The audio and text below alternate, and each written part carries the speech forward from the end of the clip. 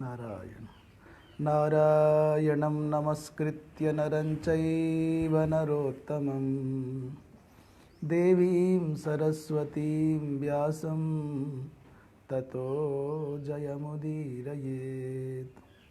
कृष्णाय वासुदेवाय हरये परमात्मने प्रणतः क्लेशनाशाय गोविन्दाय नमो नमः।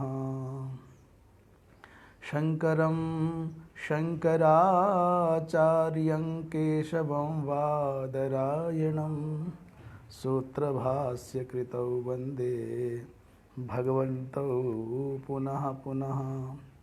ईश्वरो गुरुरात्मेति मूर्तिभेदविभागिने व्योमवद्व्याप्तदेहाय दक्षिणामूर्तये नमः। आब्रह्मलोकादाशेषादालोकालोकपर्वतात् ये वसन्ति द्विजा देवास्तेभ्यो नित्यं नमाम्यहम्। नमो गोभ्यः श्रीमतीभ्यः सौरभेयीभ्येव च नमो ब्रह्मसुताभ्यश्च पवित्राभ्यो नमो नमः। नारायण नारायण। इस फेसबुक नामक आमुख पटल पर विद्यमान सभी सुधीजनों का अभिनंदन। और आज भगवद गीता के इस पावन प्रवचन प्रवाह विचार प्रवाह के 18वें दिन प्रसंग को आगे बढ़ाते हैं। भगवान कृष्ण स्वधर्म विमुख मोहाभिभूत पार्थ के चित्त में अनेक विधि से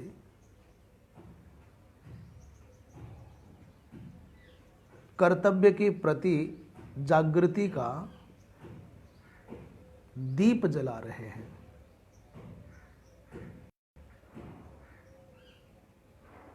इसलिए आत्मा की नित्यता के द्वारा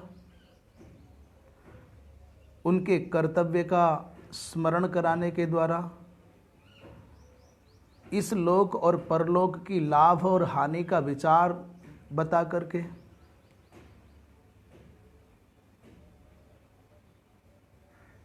अनेक अनेक विधियों से भगवान और मानो एक पद्धति, एक विधि, एक युक्ति, एक प्रक्रिया, किसी भी व्यक्ति को कोई जब धर्म के पथ पर लाना चाहे तो कितने कितने प्रकार की विधियों का आश्रय लेना पड़ता है। ये क्लेब्यम मास्मगमा, हरे किलीबता को प्राप्त मत हो, तेरी अपकीर्ति हो जाएगी। तेरे बारे में, तेरे शौर्य के बारे में लोग न जाने कैसी कैसी बातें करेंगे। और लोग ये नहीं कहेंगे तुम्हारे विषय में कि तुम करुणा के कारण, कृपा के कारण स्वजन वध से विमुख हुए हो, युद्ध से विरत हुए हो। लोग ये कहेंगे डर के मारे भाग गया है। तब क्या करोगे? और तुम जिसको ये मान करके बैठ गए हो कि मैं मारूंगा या ये मुझे मारेंगे, वो आत्मा तो नित्य है, वो तो अजन्मा है। इस प्रकार अनेक विधि से भगवान कृष्ण अर्जुन के चित्त में स्वकर्तव्य पालन के लिए प्रेरणा का ऐसा प्रदीप जलाते हैं कि अर्जुन उठ के खड़े हो जाते हैं। उसी प्रक्रिया को आगे बढ़ा रहे हैं। आत्म तत्व के विषय में चर्चा करते करते देही नित्य, ये 29 हो गए थे, 30 हो गए थे, चलो फिर भी विचार कर लेते हैं। देही नित्यमवध्योऽयं देहे सर्वस्य भारत तस्मात् सर्वाणि भूतानि न त्वं शोचितुमर्हसि। भगवान कृष्ण कहते हैं, हे पार्थ, ये जो देही है, हे भारत, ये जो देही अर्थात आत्मा है, नित्य अवध्य है। सर्वस्य देहे, सभी के शरीर में रहता हुआ एक ही। सर्वस्य कह करके अनेकत्व का बोध करा रहे हैं, अनेक शरीरों की बात कर रहे हैं, परंतु देही एक वचन का प्रयोग कर रहे हैं, आत्मा। सर्वस्य देहे का अर्थ है सर्वेषां प्राणधारिणां देहे, जीवानां देहे, सभी प्राणधारियों के शरीरों में। तो ये यहाँ पर देहे कहा है तो बहुवचन का प्रयोग कर सकते थे, देहेषु कह सकते थे, परंतु जाति में एक वचन का प्रयोग होता है, ऐसा नियम है। जात्याम एक वचनम। तस्मात् सर्वाणि भूतानि, इसलिए जब सब भूत एकत्व से समाविष्ट है और उन सब में एक ही रहता है, इसलिए किसी के प्रति तुमको शोक करने की आवश्यकता नहीं है। देही माने शरीरी, वो कैसा है? बोले नित्य है, अर्थात सर्वदा माने सर्वासु अवस्थासु अवध्यः, वो किसी प्रकार से मारा नहीं जा सकता। क्यों? पुनः वही उत्तर दे रहे हैं, निरवयवत्वात्, नित्यत्वाच्च, निरवयव है और नित्य है। अस्माद् एव अवध्यः, इसलिए अवध्य है। देहे माने शरीरे, सर्वस्य सर्वगतत्वात् स्थावरादिषु स्थितः अपि। और एक बहुत विशेष बात आद्य जगतगुरु भगवान शंकराचार्य कह रहे हैं कि आत्मा सर्वगत है, स्थावर और जंगम में भी है, वृक्षादिक में चेतना है। ये बात तो आज के वैज्ञानिकों ने बहुत वर्षों के बाद स्वीकार की। हमारे शास्त्रीय पक्ष का आश्रय लेकर के चिंतन करने वाले महामनीषी महापुरुष तो कहते हैं पाषाण में भी अनुत्कट चेतना है। जब एक भी कण परमात्मा सत्ता से विरत नहीं है, सर्वम खलु इदम ब्रह्म, इदम सर्वम खलु निश्चयेन ब्रह्म एव आत्मैवेदम सर्वम तद सृष्ट्वा तदेवानुप्राविशत। इसका माया के संसर्ग से प्रातिभासिक सत्ता के रूप में सृजन करके परमात्मा प्रविष्ट इव आभाति। तो परमात्मा इसको सृजन करके इसमें समाविष्ट हो गए। और ये प्रसंग विचार करते हैं तो कैसे उदाहरण है, कोई खुद बनावे और खुद बन जावे।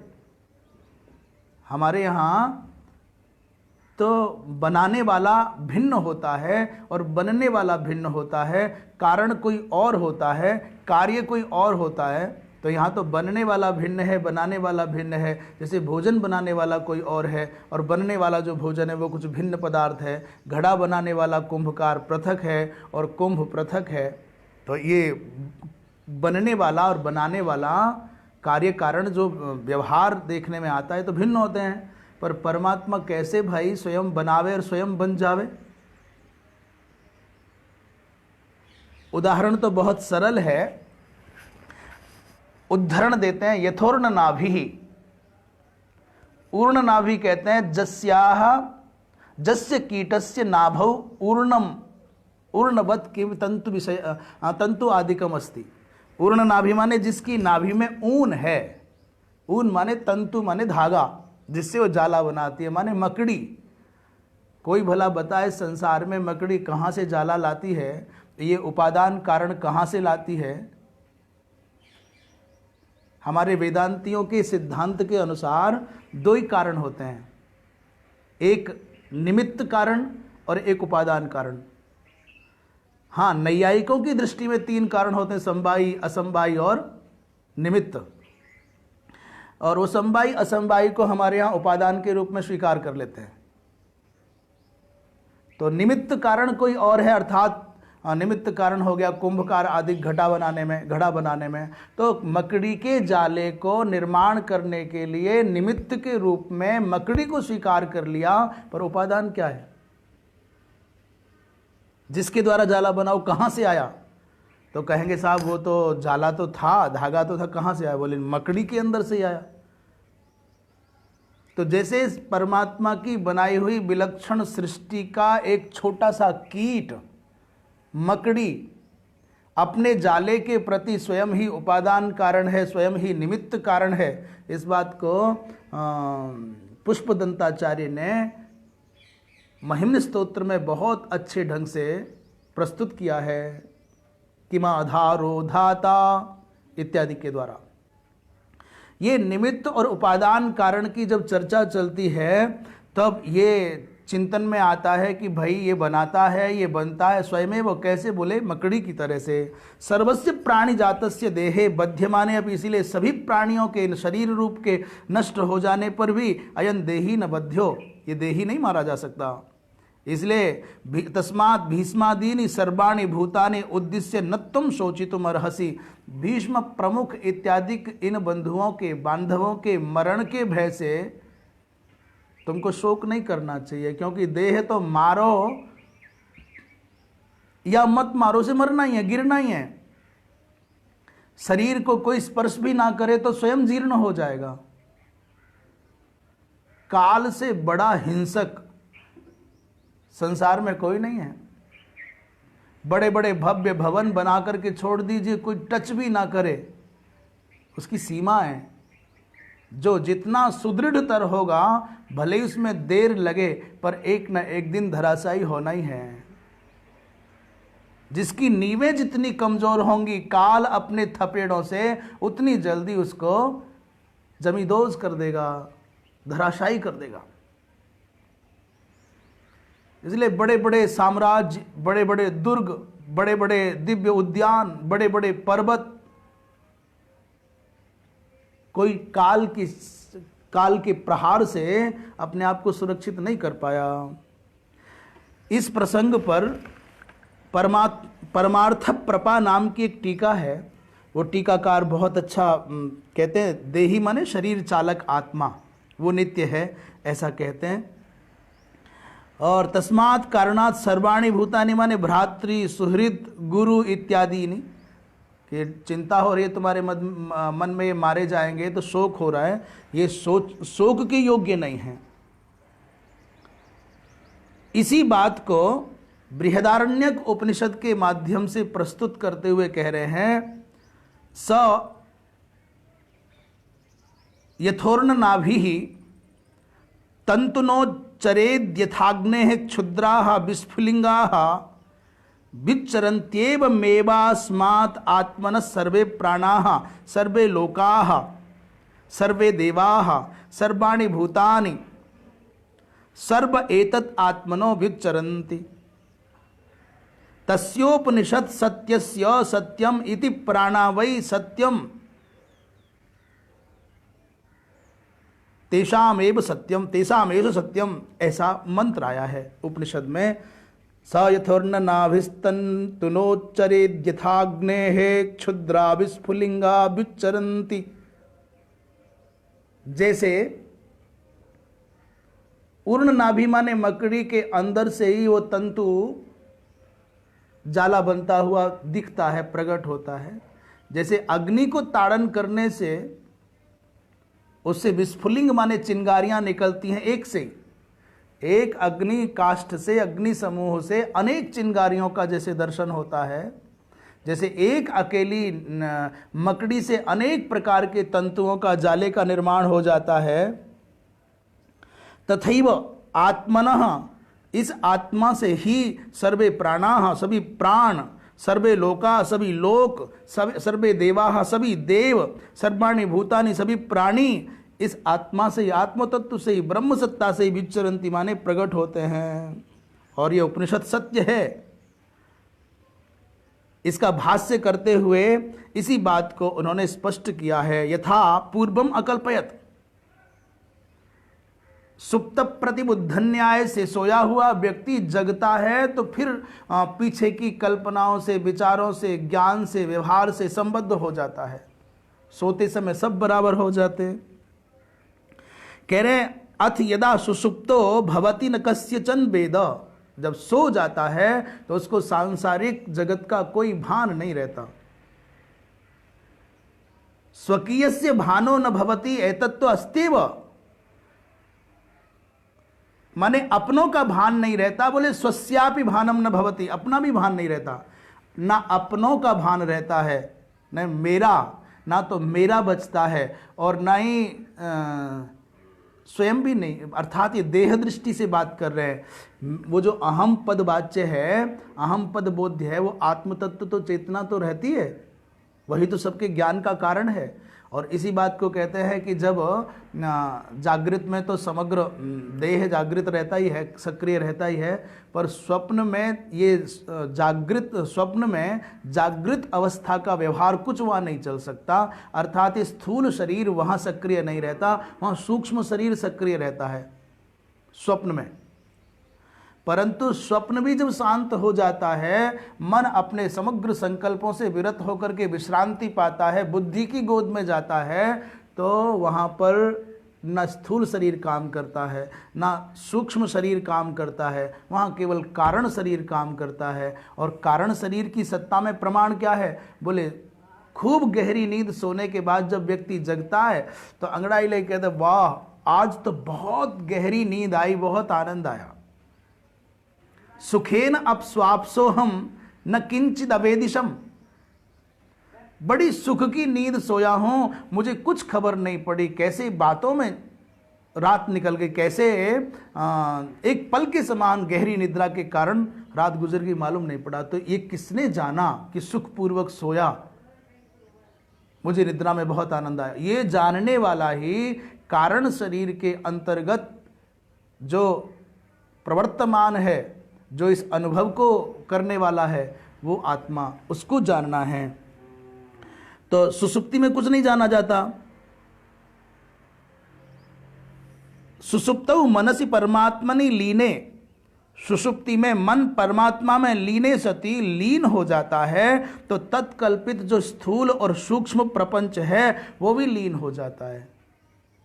ये वेदांत की थोड़ी गहरी सी बात है, और गीता चूँकि उपनिषदों का सार है, वेदों के तात्पर्य का प्रतिपादन करने वाला है, इसलिए इन सबको सुनना और समझना तो हो गई।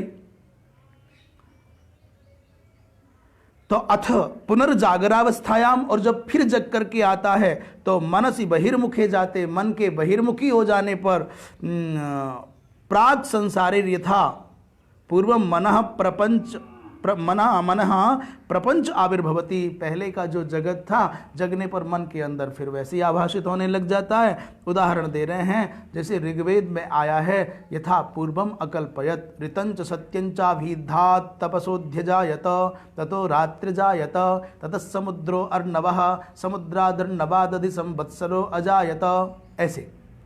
तो अंत में का यथा पूर्वम अकल्पयत, यथा पूर्व माने पूर्वस्मिन् कल्पे यथा आसीत तथैव ब्रह्मा अस्मिन्नपि सृष्ट्यादौ काले अस्मिन्नपि कल्पे प्रारंभे एवं अकल्पयत, माने वैसी ही संरचना करते हैं। प्रलय काल से पूर्व इस विश्व प्रपंच का जो स्वरूप था, जैसा स्वरूप था, उन सब का पुनः प्रलयांत में सृष्टि की प्रथम बेला में ब्रह्मा जी महाराज वैसे के वैसा ही सृजन करने लग जाते हैं, वैसी संरचना कर देते हैं। तो भाई जैसे दृष्टांत दे रहे हैं, एवं सुसुप्तौ प्रपंच लय, सुसुप्ति में प्रपंच लय हो जाता है और जागृत अवस्था में वो मन के अंदर फिर उद्भासित हो जाता है ना गजब की बात। अंदर ही समा जाता है और अंदर से ही निकल आता है। कैसे भाई, ये शंका हो गई कि आविर्भाव कैसे हो सकता है अंदर से? बोले यथा ऊर्णा माने सूत्र विशेषो नाभौ जस्याह, मकड़ी जिसके नाभि में सूत्र विशेष है उसको कहते हैं ऊर्ण नाभि, माने कीट विशेष अर्थात मकड़ी।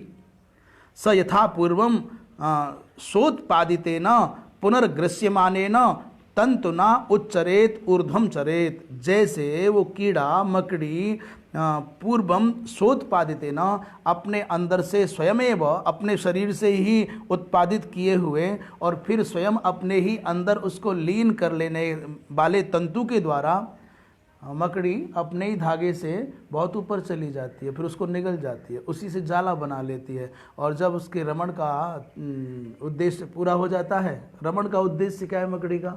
जाला वो इसलिए बनाती है, उसको चाहिए भोजन। अर्थात मनुष्य जितने भी व्यापार करता है, व्यवहार कलाप जोड़ता है, अंदर की भूख मिटाने के लिए करता है। फैक्ट्री लगाना है, हवाई जहाज उड़ाना है, मेहनत मजदूरी करनी, छोटे से लेकर के बड़े तक अपनी बौद्धिक क्षमता, शारीरिक क्षमता, मानसिक संकल्प शक्ति, सबके द्वारा व्यक्ति जितना भी उद्योग कर रहा है वो अंदर की प्यास बुझाने के लिए बाहर के उपक्रम है। ये मकड़ी भी इतना जो जाला बनाने का उपक्रम करती है ना, सिर्फ इसलिए कि ये जाला बनेगा, इसमें छोटे छोटे क्षुद्र कीट आकर के फंस जाएंगे, उनको मैं खा लूंगी, ये जाला है। तो जो सोत्पादितेन पुनर्गृह्य मानेन तंतुना उच्चरेत ऊर्ध्वंगच्छेद यावत् सर्वतंतु ग्रासो भवति। महाराज उसी को निगल जाती है, उसी को अंदर से निकाल देती है। तद्वन मनः, वैसे ही मन भी सर्व संस्कार रूपम तंतुम ग्रसित्वा, पूर्व जन्मों के सब संस्कारों को ग्रसित कर लेता है तंतु के समान।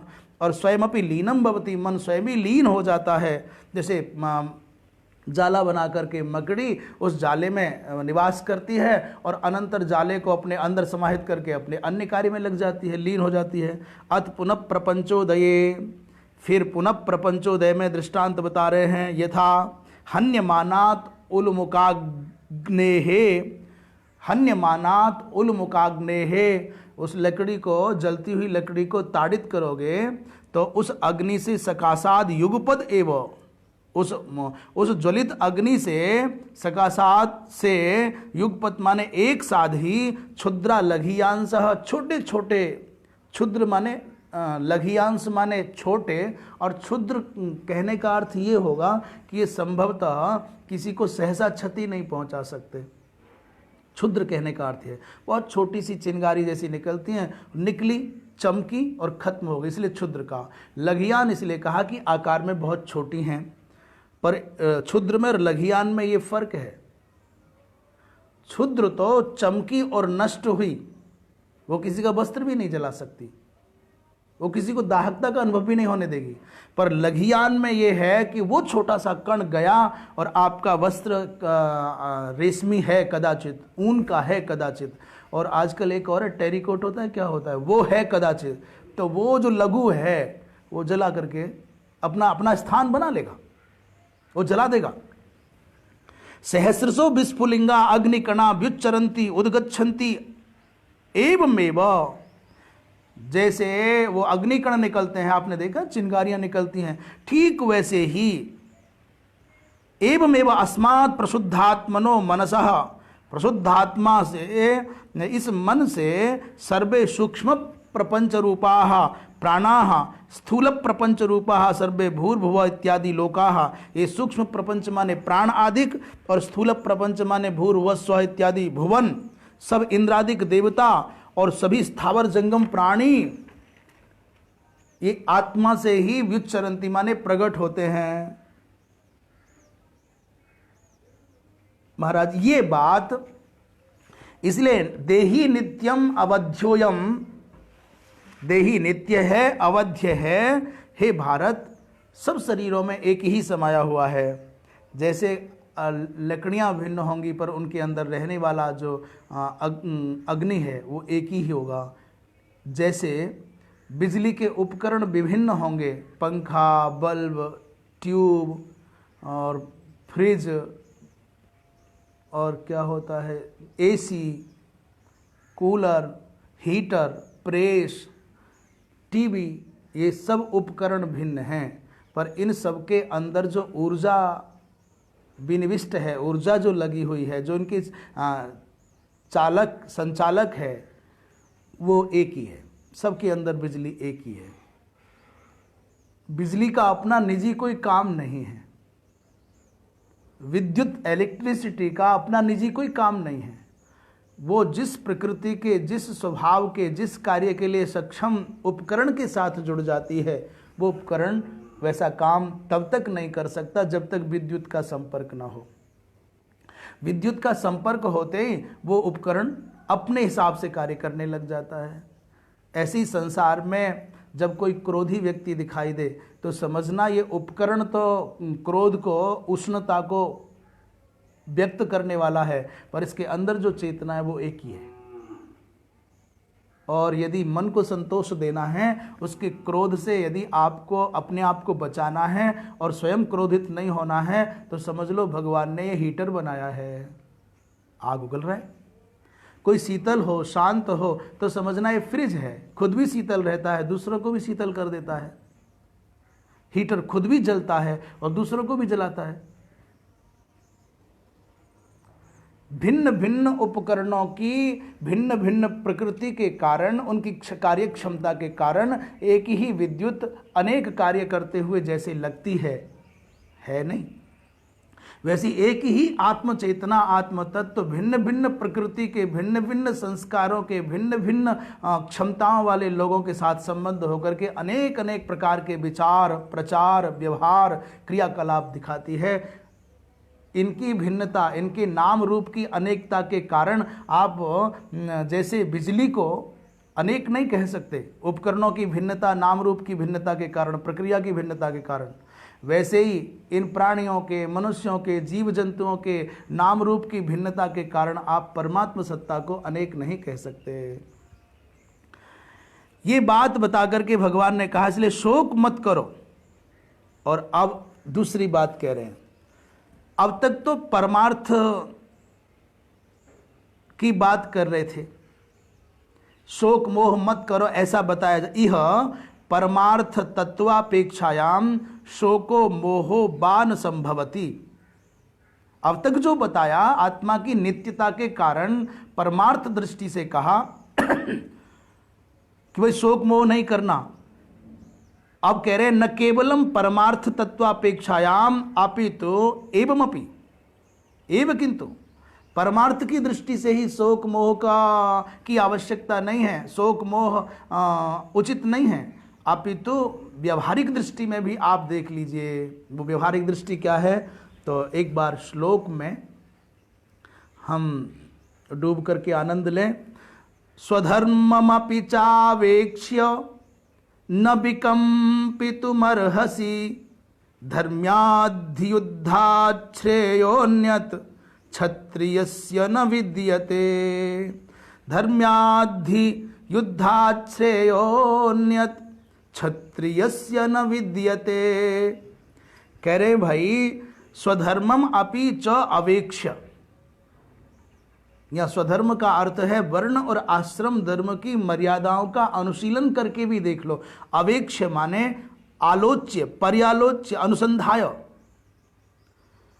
तुम जिस कुल में, जिस वर्ण में तुम्हारा जन्म हुआ है, जिस आश्रम में तुम हो, उस आश्रम धर्म और वर्ण धर्म तुम्हारे ऊपर, मनुष्य जब अपने स्वरूप का अनुसंधान करना चाहे, अपने बारे में जानना चाहे कि मैं कौन हूँ, मैं क्या हूँ और मुझे क्या करना चाहिए, ये सबसे बड़ी मुश्किल है कि व्यक्ति को वस्तुतः अपनी स्थिति का ही पता नहीं चलता कि मैं कौन हूँ, क्या हूँ, मुझे क्या करना चाहिए, क्या नहीं करूँ।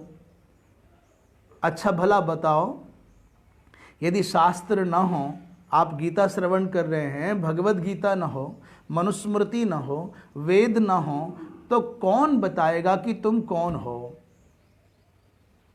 ये संसार तो बताता है कि तुम राजेश हो, देवेश हो, तुम देवदत्त हो, तुम यज्ञ दत्त हो, इसने नाम बता दिया तुम्हारा। ये संसार और व्यवहार तो बताता है, परिवार बताता है, ये संसार है, परिवार है, व्यवहार है, आपका मित्र मंडल है, वो आपको राजेश, देवेश, देवदत्त, यज्ञदत्त करके छोड़ देगा। और क्या बताएगा ये, अरे बोले तुम स्त्री हो, तुम पुरुष हो, ये बता देगा। सरला, बिमला आदि नाम लेके बता देगा। अधिक से अधिक संसार तुम्हारा परिचय देगा तो कहेगा तुम स्त्री हो, तुम पुरुष हो। अधिक से अधिक ये परिचय कराएगा तो कहेगा तुम युवा हो, तुम वृद्ध हो। तुम गोरे हो, तुम काले हो, तुम्हारे आचरण, तुम्हारे व्यवहार उसके अनुकूल होंगे तो अच्छा बताएगा, अनुकूल नहीं होंगे तो चाहे कितने भी अच्छे हो तुमको बुरा बता देगा। संसार का अच्छा कहना और बुरा कहना सैद्धांतिक दृष्टि से उसको खबर नहीं कौन अच्छा कौन बुरा है। उसको तो ये मालूम है तुम मेरे लिए अच्छे हो तो अच्छे हो। दुष्ट से दुष्ट व्यक्ति की पत्नी, उसके बच्चे सारी दुनिया को लूट खसोट करके लाता है, घर आता है तो फल लाता है, मिठाई लाता है, वस्त्र लाता है, सब सुख के साधन जुटाता है। कोई कहता है तुम नीच हो, तुम पतित हो, पापी हो, बेईमानी का धन लाते हो। नहीं, हम नहीं खाएंगे मिठाई, हम नहीं खाएंगे फल, हम फाड़ के फेंक देंगे कपड़े, हमको नहीं चाहिए ऐसा ऐसी जो बेईमानी के धन से आता है। कोई कहता है क्या? सारी दुनिया निंदा करती हो, परंतु तुम्हारी सुविधाओं का जो हेतु बन रहा है संसार की, परिवार की, व्यवहार की दृष्टि में वो स्वीकार्य है। तो संसार तुम्हारा क्या परिचय कराएगा? स्त्री होना, पुरुष होना, नाम रख देगा, काला गोरा बता देगा, अच्छा बुरा बता देगा, पर तुम कौन हो कौन बताएगा? सिर्फ वो ये बात बताने वाला कोई है तो शास्त्री है, वो भगवत गीता है, वो मनुस्मृति है, वो वेद है, वो उपनिषद हैं। और इनकी शरण में गए बिना आप कैसे जानोगे? आद्य जगत गुरु भगवान भगवत पाद शंकराचार्य के वचनों को सुने बिना तुम कैसे जानोगे तुम क्या हो? वो बोध कराते हैं, इंद्रिय संघात तुम नहीं हो, ये मन बुद्धि चित्त अहंकार तुम नहीं हो, ये इंद्रियां तुम नहीं हो। क्या हो फिर? चैतन्य रूप शिवोहम शिवोहम, नित्य शुद्ध बुद्ध चैतन्य रूप हूं, शिव रूप हूं। ये कौन बताएगा? मनोबुद्धि अहंकार चित्तानि नाहम कौन कहेगा? आपके स्वरूप का बोध कौन कराएगा तुम कौन हो? तो केवल वेदांत, केवल मनुस्मृति आदि। तो इसके भी परिचय के भी दो रूप हैं, सांसारिक, व्यावहारिक और पारिवारिक परिचय तो हमने बता दिया। तुम्हारा नाम, तुम्हारा रूप, तुम्हारा रंग, तुम्हारी क्रिया, इस सबसे संबद्ध लोग तुम्हारा परिचय दे देंगे, तुम्हारा पता, तुम्हारे घर का पता बता देंगे। पर आध्यात्मिक धार्मिक दृष्टि से दो परिचय हैं। असली परिचय है तुम स्वयं के बारे में विधि निषेध का ज्ञान प्राप्त करना चाहते हो, मुझे क्या करना चाहिए क्या नहीं करना चाहिए, तो ये बताएगा कौन? बोले मनुस्मृति जैसे पवित्र ग्रंथ, भगवत गीता जैसे पवित्र ग्रंथ। कि तुम कौन हो? तो तुम्हारी जाति, तुम्हारा वर्ण, इसका निर्धारण हो। संसार की दृष्टि पर पहला परिचय बता रहे हैं, असली परिचय बता रहे हैं।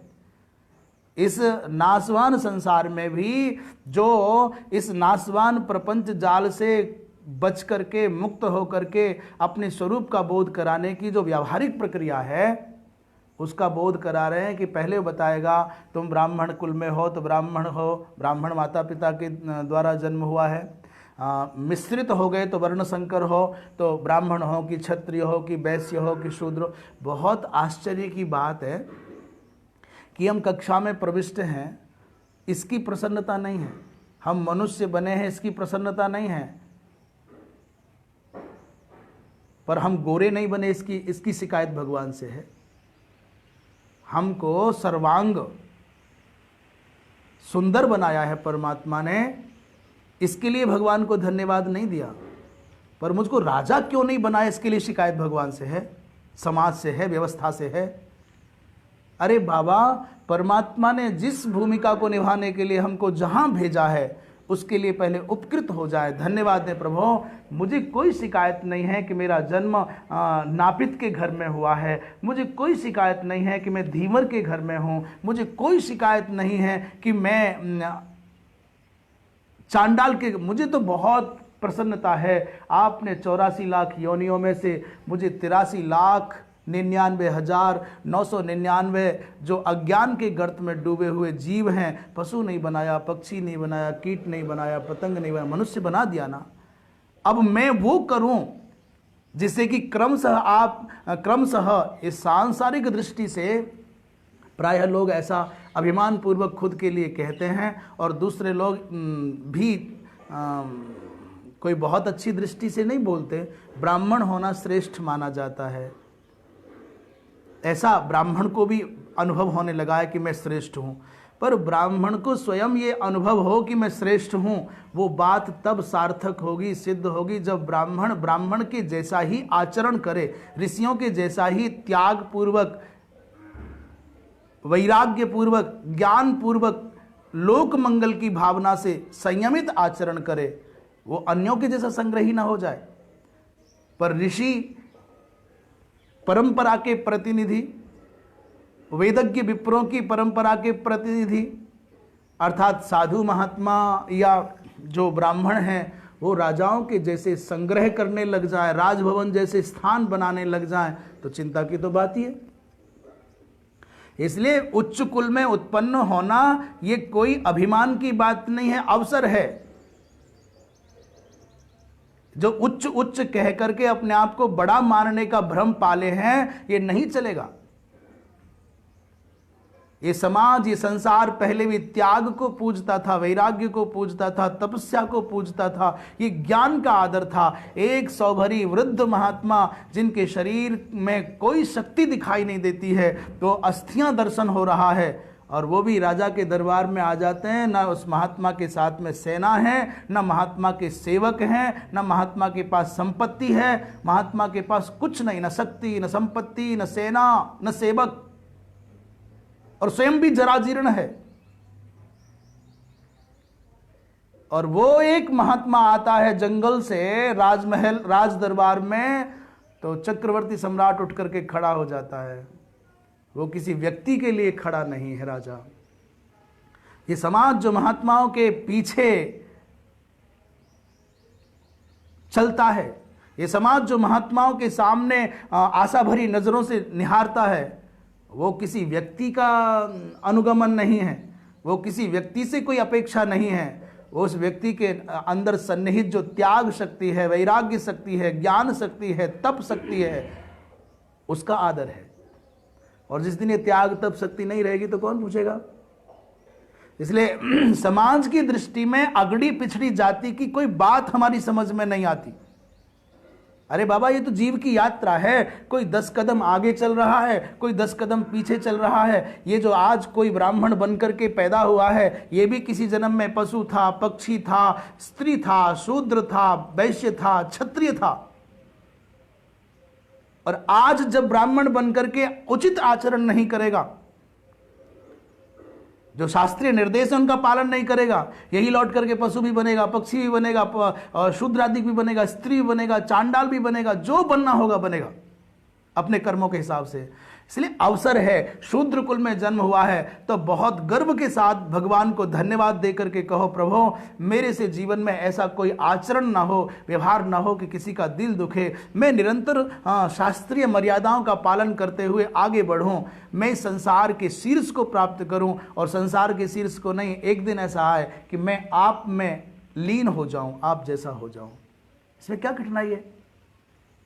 व्यवस्था पर उंगलियां उठाना, व्यवस्था का खंडन करना अलग बात है, और व्यवस्था का आश्रय लेकर के आगे बढ़ जाना अलग बात है। तो ये जो साधारणतया व्यावहारिक परिस्थितियों में अपना परिचय प्राप्त करना है, पहला हम बताते हैं साफ साफ, मेरा कौन सा वर्ण है। पहला परिचय, मैं ब्राह्मण हूं, क्षत्रिय हूं, वैश्य हूं कि शूद्र हूं। दूसरा, मेरा आश्रम कौन सा है, मैं ब्रह्मचर्य आश्रम में हूं कि मैं गृहस्थ आश्रम में हूं, मैं वानप्रस्थी हूं कि मैं सन्यासी हूं। पहले मोटे मोटे सांसारिक स्तर पर आध्यात्मिकता की प्रगति के लिए 2 परिचय, अपना वर्ण जानो और अपना आश्रम जानो।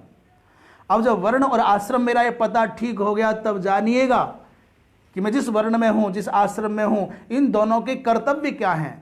इन दोनों के माध्यम से मुझको भगवान की जो वाणी है, शास्त्र, श्रुति स्मृति ममई वाग्य, भगवान कहते हैं श्रुति और स्मृति मेरी आज्ञा है,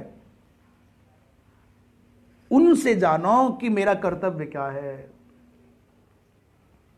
जब तक स्वयं को स्थूल रूप में नहीं जानोगे कि मैं कौन हूं, मेरा कर्तव्य क्या है, मुझे क्या करना चाहिए, क्या नहीं करना चाहिए। शास्त्र कहते हैं अमुक वर्ण में अमुक आश्रम में रहने वाले का ये कर्तव्य है, ये विधि है, ये निषेध है। ये आध्यात्मिक प्रगति प्राप्त करने के लिए असली पता है। आपका देवदत्त होना, गोरा काला होना, अच्छा बुरा होना, स्त्री पुरुष होना तुम्हारा कोई पता नहीं है। असली पता ये है। और ये स्वधर्मम अपि, इसी बात को भगवान कृष्ण कहते रहे, भले आदमी, तेरा क्षत्रिय कुल में जन्म हुआ है और तू गृहस्थ आश्रम में है, तू राज परिवार से है, तेरा दायित्व क्या है? क्षत्रिय का अर्थ है कि क्षतात्रायते क्षत्रिय, जो समाज को कष्टों से बचावे, चोटों से बचावे, प्रहारों से बचावे, जो धर्म को क्षति पहुंचती हो तो धर्म को क्षत होने से बचावे। क्षत्रिय का मतलब ये है। तो स्वधर्म को जानो। अब ये स्वधर्म कौन बतावेगा? ये संसार, ये व्यवहार, ये परिवार बताएगा। जो जल्लाद की नौकरी करने वाले अपने स्वजन संबंधी को भी घर आने पर गले लगाता है, उसे क्या मालूम तुम क्या करके आए हो? व्याध का काम करने वाले को, पशु पक्षियों को मारने वाले को भी जो अपना बताता है, निरपराध जीवों की हिंसा करने वाले से भी जो प्रेम कर लेता है, उस परिवार कैसे बताएगा?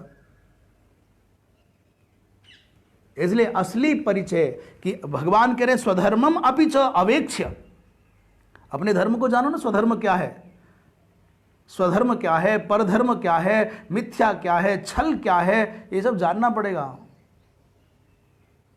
अधर्म क्या है, परधर्म क्या है, विधर्म क्या है, स्वधर्म क्या है, इस सब पर विचार करना होगा। और इस पर विचार हुआ है। अधर्म शाखा पंचेमा, ये 5 शाखाएं हैं अधर्म की। और ये श्रीमद् भागवत महापुराण के 7वें स्कंध में वर्णाश्रम धर्म का निरूपण करते समय प्रहलाद जी महाराज ने ये जाना है। संभवतः यदु जी महाराज से, नारद जी महाराज से जाना है, युधिष्ठिर जी ने ऐसा। तो स्वधर्मम, अपने स्वधर्म, स्वधर्म का अर्थ है निसर्ग सिद्ध धर्म, उसको विचार करके कांपने की आवश्यकता नहीं है। और तुम यदि स्वधर्म पर विचार करोगे ना, तो ध्यान रखना, क्षत्रिय के लिए धर्म्याद्धि युद्धात् श्रेय अन्यत् न विद्यते। धर्म्यात् युद्धात् अन्यत् श्रेय क्षत्रियस्य कृते न विद्यते। धर्म युक्त युद्ध से बढ़कर के क्षत्रिय के उपकार का, कल्याण का कोई और दूसरा मार्ग नहीं है। यहां पर युद्ध की प्रेरणा दे रहे हैं और बता रहे हैं तेरी जाति का जो मौलिक, तेरे वर्ण का जो मौलिक धर्म है उसकी बात कर रहे हैं। वो कैसा धर्म हो? अधर्म युद्ध नहीं, धर्म युद्ध होना चाहिए।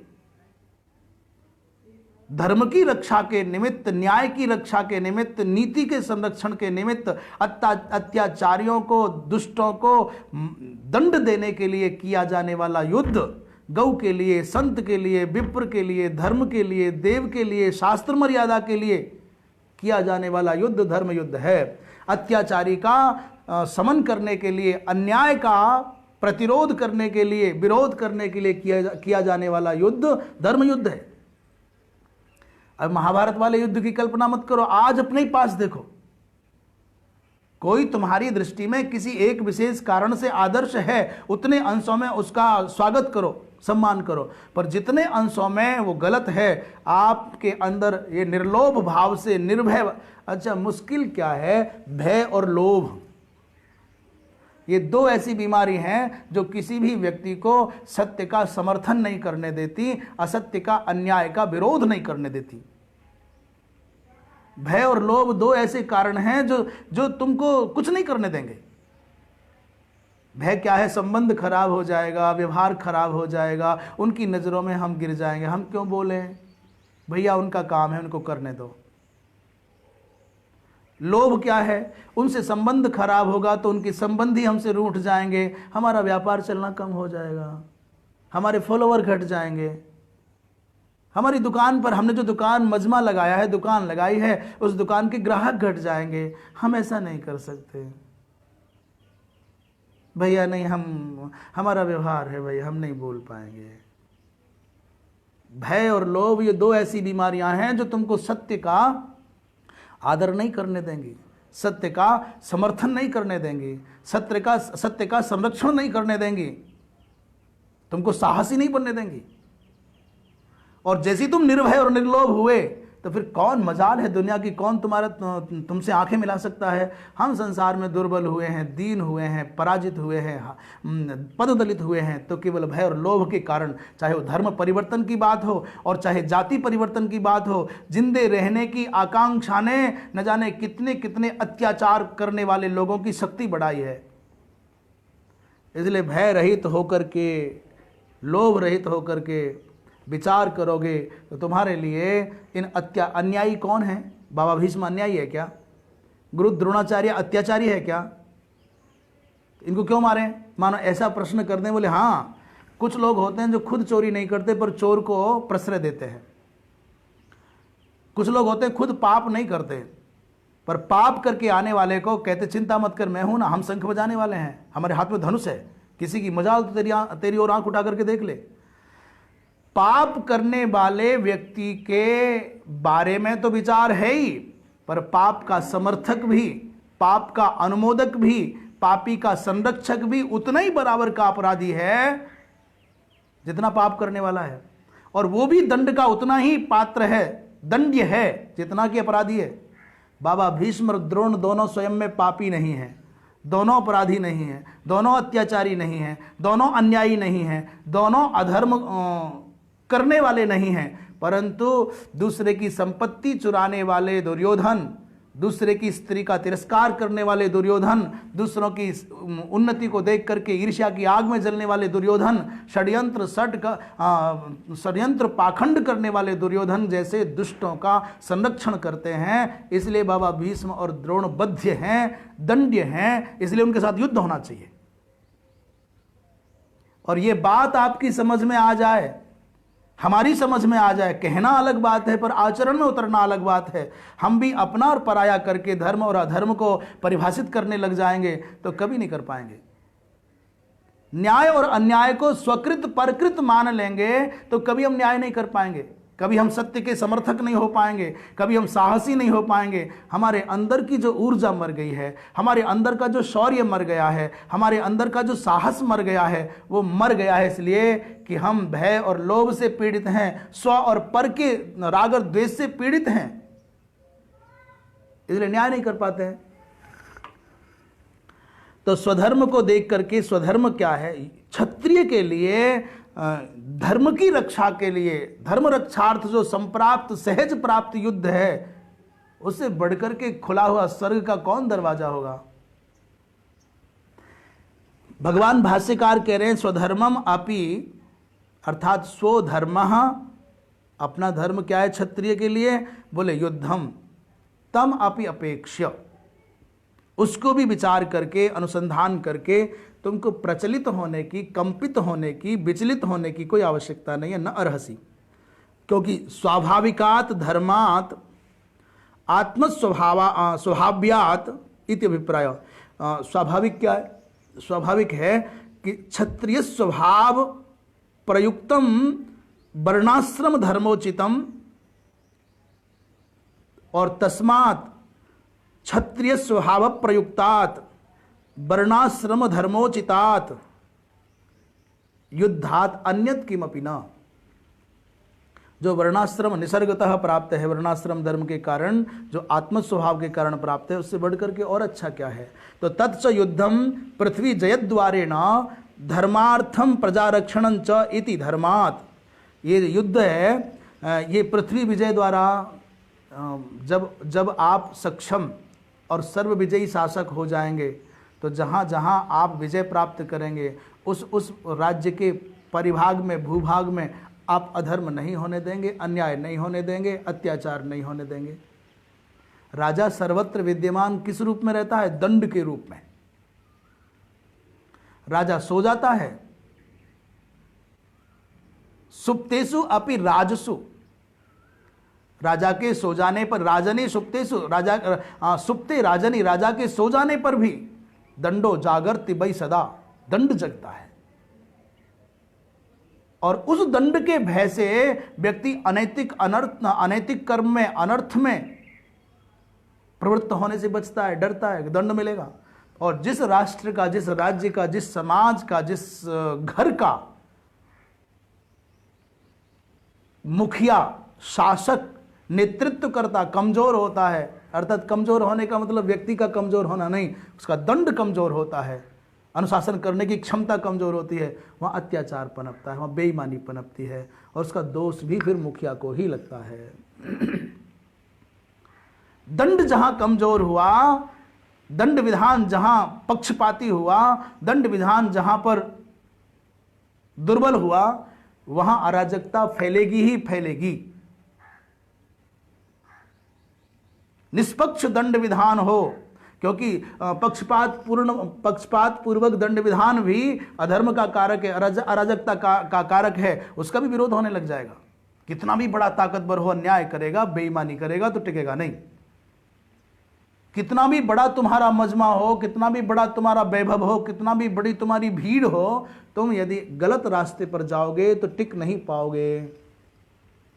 तो पृथ्वी जय द्वारा धर्मार्थम और प्रजा रक्षणार्थम च, धर्म युद्ध का अर्थ बता रहे हैं जिसमें प्रजा का रक्षण हो, धर्म की रक्षा हो। धर्मात अनपेतम, धर्म से जो अनपेत है, अर्थात धर्म से अपेत नहीं है। धर्म अनपेत माने धर्म से युक्त, न अपेतम अनपेतम। तो परम धर्म्यम, परम माने धर्म्यम, धर्मयुक्त।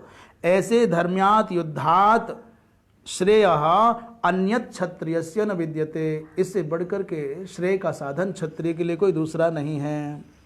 करे कुतः च तत् युद्धम कर्तव्यम, युद्ध किस लिए कर्तव्य है, इस बात को स्पष्ट करते हुए कहते हैं एतद् धनंजयो वाच्यो, ये बात भगवान कृष्ण कह रहे हैं, यही बात नहीं है।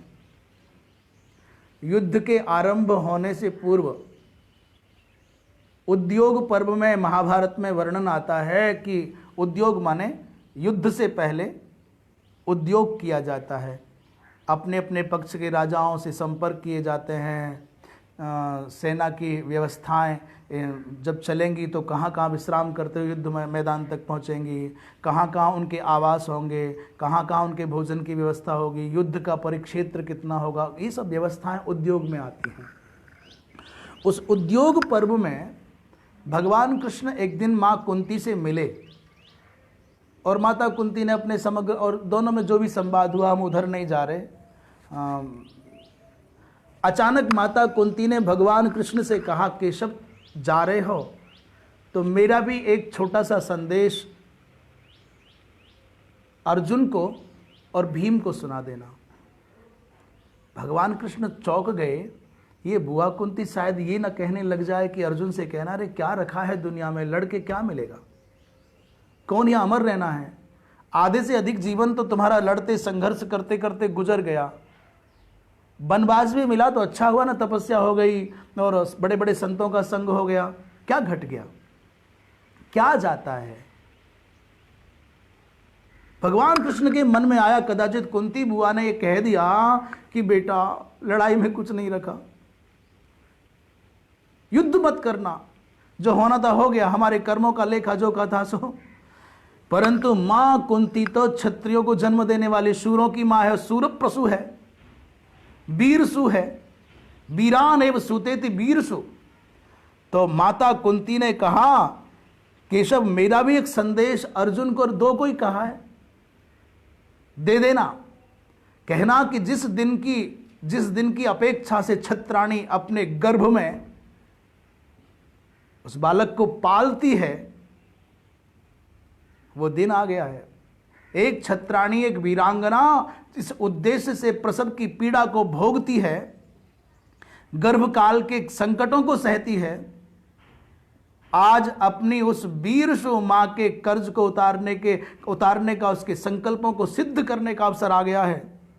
एतद् धनंजयो वाच्यो, गोविंद ये धनंजय को कह देना, और नित्योद्युक्तो वृकोदरः, नित्य उद्युक्त रहने वाले वृकोदर भीम को कह देना। क्या कहना? बोले यदर्थम क्षत्रियासूते तस्य कालो यमागतः, जिस उद्देश्य के लिए, प्रयोजन के लिए छत्राणी वीर पुत्रों को जन्म देती है, उस प्रयोजन की सिद्धि का ये काल, ये समय आ गया है। अर्थात अन्याय का उन्मूलन करने के लिए, अत्याचार का विनाश करने के लिए, दुष्टों को दंड देने के लिए ही मात्र छत्राणी अपनी संतानों को जन्म देती है। और बेटा लोभ में आकर के, मोह में आकर के, भय के कारण पीछे मत हट जाना, यह अवसर आ गया है। एक मां का कर्जा लौटाने का दिन आ गया है, इसलिए युद्ध करो। तो भगवान कृष्ण अर्जुन से कहते हैं, यदृच्छया चोपपन्नम स्वर्गद्वारमपावृतम सुखिनः क्षत्रियाः पार्थ लभन्ते युद्धमीदृशम। भगवान कृष्ण कहते हैं यदृच्छया माने अप्रार्थनया, मांगा नहीं है, चाहा नहीं है कि युद्ध हो, आकर के पड़ गया है, हमारे ऊपर युद्ध लाद दिया गया है। ऐसा जो युद्ध है वो स्वर्ग का खुला हुआ द्वार है। अपावृतम स्वर्गद्वारम अस्ति। और जे सुखिना क्षत्रिया संति, सुखिना माने सुकृतिनः पुण्यात्मानः, पुण्यशीलाः, जो पुण्यशील क्षत्रिय हैं, पुण्यात्मा क्षत्रिय हैं। अरे अरे पार्थ, ऐसा युद्ध तो केवल उन्हीं पुण्यात्माओं को प्राप्त होता है, सबको प्राप्त नहीं होता। यहां पार्थ जो कहा है, इसीलिए माता पृथा का, कुंती का स्मरण यहां प्रसंगतः हमने भी किया, ऐसा टीकाकारों ने भी कहा है। ये महाभारत के उद्योग पर्व के 137वें अध्याय का 9वें और 10वें श्लोक का मिश्रण है। तो कह रहे हैं भाई, जो यदृच्छया माने अनचाहे में हमारे ही साथ अत्याचार हो रहा है और हम ही को धमकाया जावे, हमारे ही साथ बेईमानी हो रही है और हम पर ही अटैक किया जाए, लड़ने के लिए उकसाया जाए, फिर भी न्याय न करे और ये और कह दे कोई सामने वाला कि सुन, जो तेरे पे करना, जो तुझ पर बनता हो कर ले, मैं तो सुई की नोक के बराबर भी जमीन बिना युद्ध के देने वाला नहीं। शुच्यग्रम नहीं वदास्यामी बिना युद्धेन केशव। सुई की नोक के अग्रभाग के बराबर भी जमीन बिना युद्ध के नहीं दूंगा, उनमें दम है तो वो ले ले। जो खुद बेईमान है, अत्याचारी है और हमको कह दे कि तुझ पर जो बिगाड़ा जाए बिगाड़ लेना, नहीं मानता।